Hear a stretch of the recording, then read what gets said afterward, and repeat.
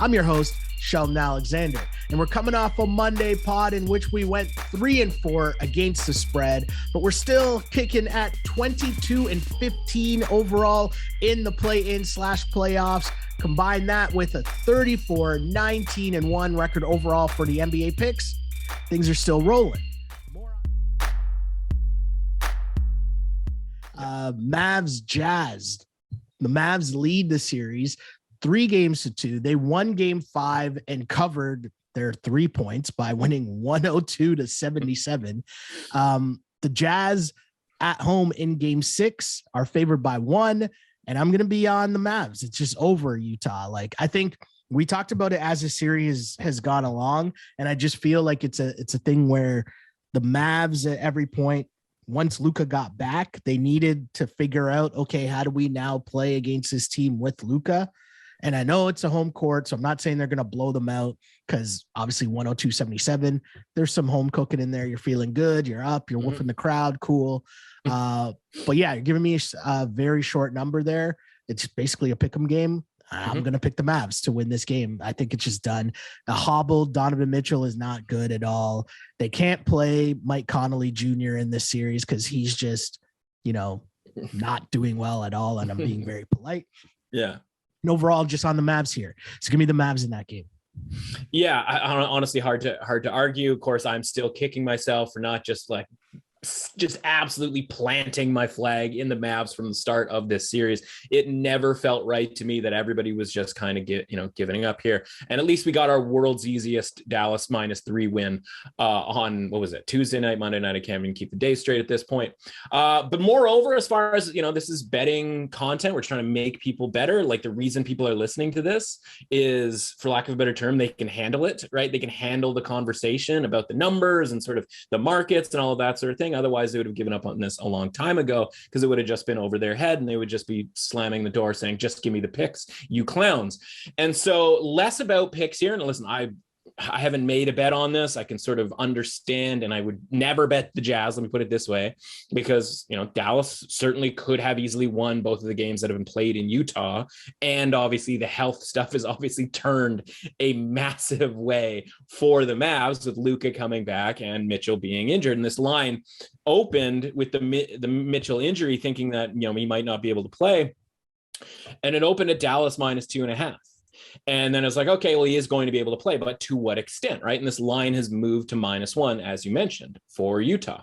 And so I'm just kind of obsessed with the lines in this series. I talked about it in the last show, and I just want to go over it one more time. So game 1 and 2, Utah were -5.5 point favorites, right? Dallas competitive in those games. They don't cover by a half point in the first game. They win the second game outright. So I'll ask, sort of put this to you, like, if there was a third game in Dallas, based on what we saw from those first 2 games, like, the point spread wouldn't have been 5.5, right? After Dallas won that game at home, right? It's got to be a couple of points less. I think it should, if game 3 was, again, weird situation where game 3 was another home game, it's got to be Utah -3-ish in that circumstance. But the game is in, obviously game 3 is in Utah, and we come back and Utah ends, closes -8, -8.5 without Luka. And you go, hang on a second here. -8 is just -5.5 in Dallas. That's a 2.5 point home court advantage flip in a situation where Utah has a pretty distinct home court advantage. Give them 3.5, maybe even 4. As we mentioned, same sort of deal with Boston. That should be a 7-point flip. And so I was sitting here, I should say, going, well, if it's 5.5 on the road, it's got to be like 11.5 to 12 at home. And of course, it wasn't even close to that. Dallas ends up winning, and they bring Luka back, and it was sort of Luka-ish in game 4, and the line goes down to 6.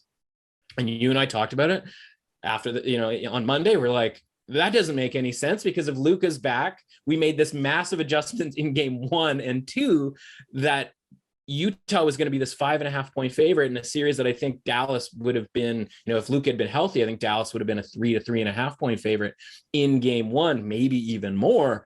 You go, well, if you're going to make a 9-point adjustment in the first 2 games, why are we only making a 2-point adjustment in game 4? Right. And so anybody sort of following along with this, teach a man to fish, so to speak, would have grabbed Dallas +6.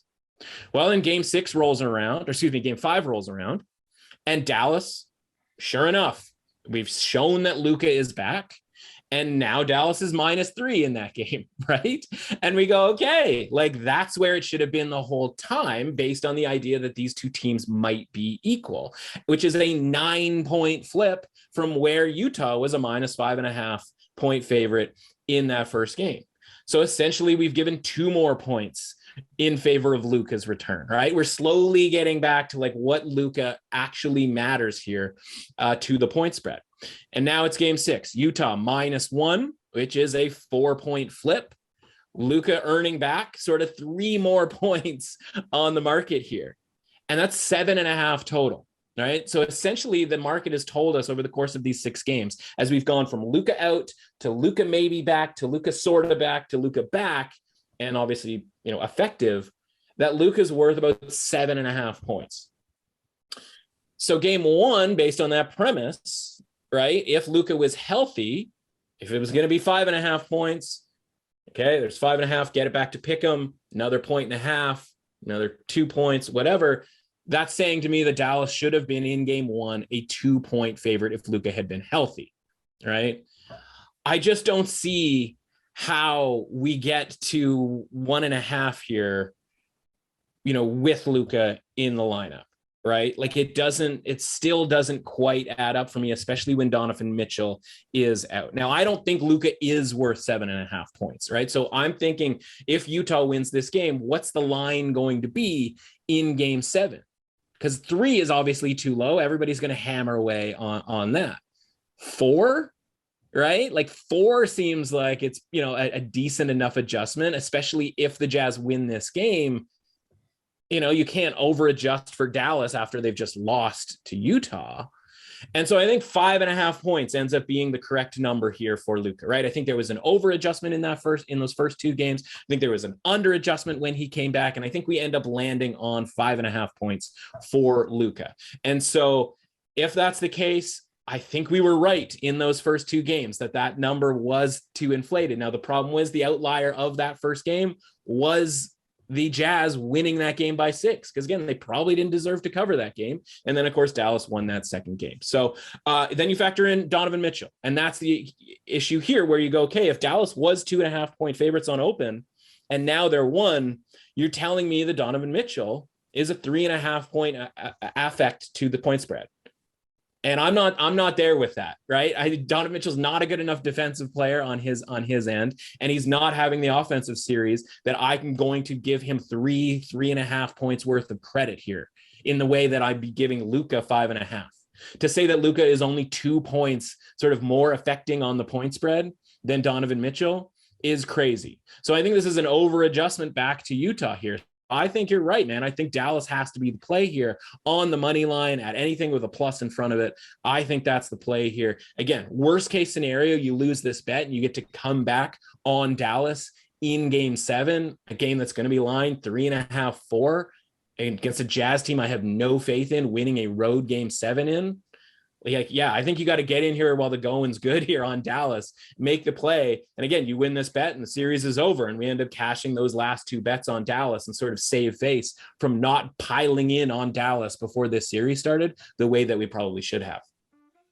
Yeah, it's been a very interesting series to watch back and forth. And that's kind of just the reality of when you're trying to deal with these things and figure out, like, there's a number, but like the number is based off of like humans. So like, yeah, what's his ankle? How good is his ankle? Like, you don't know until you actually play, right? So that's what makes this super interesting and super fun at the same time. But yeah, I'm definitely on the Mavs there in that one.